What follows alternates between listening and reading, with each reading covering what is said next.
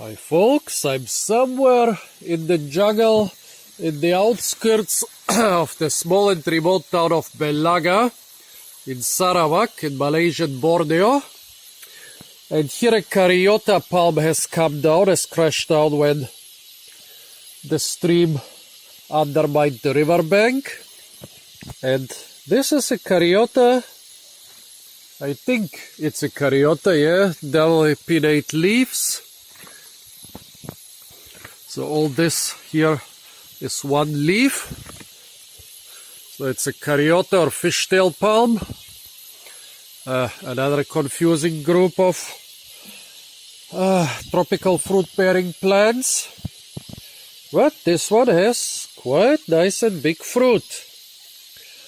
Well, the forest I'm in seems to be quite a good rainforest. Why am I always talking about what type of forest I'm in? Well, it's very simple. You can find some type of fruit, usually big and juicy ones, in fruit forests of the local peoples. Fruit forests are something like a, well, orchard on steroids, where the fruit trees are 30, 40, 50 meters high sometimes. You can find a lot of different fruit in secondary forests, but the real diversity of the tropical rainforest, you will need more or less undisturbed forest for that. How do you recognize that the forest is undisturbed or not so disturbed, that the forest hasn't been locked? Well, a lot of big trees around you and a lot of birdsong around you. In the area of Belaga, there is a little bit of a peculiar situation. In the eastern part of central Sarawak, huge rainforest areas have been recently locked, but mostly selectively. And here, I know that there are pockets of more or less pristine rainforests further up in the hills.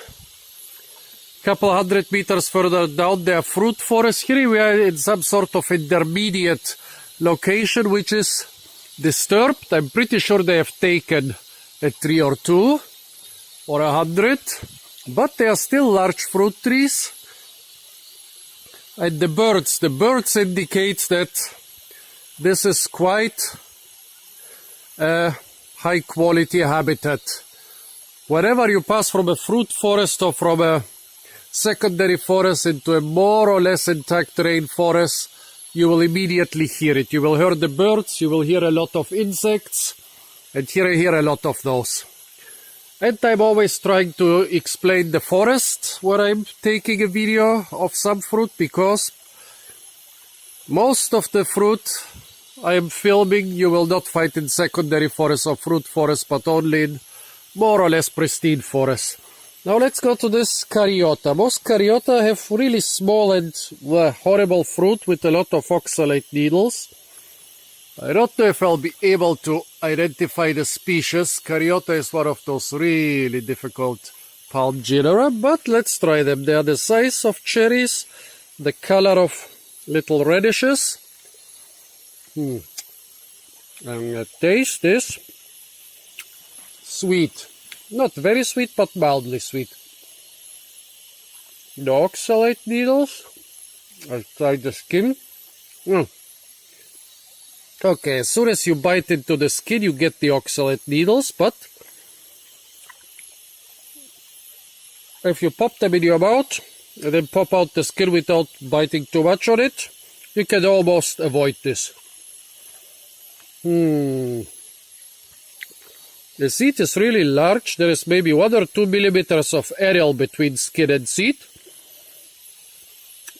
But it's mildly sweet. Yeah, don't chew on the skin. The oxalate needles are only in the tip of my tongue, but that's enough. It's like being pierced by a lot of little cactus glockets or spines. Well, yeah, so not a really great fruit, but a decent fruit to nibble along the trail. You know, well, you probably pay with a couple oxalate needles in your tongue, but at the same time you can suck on some sweet areals. Okay, folks, I hope I can identify this one. Stay tuned for more fruit videos from the jungles of Borneo. And don't forget to like, share, comment, and subscribe.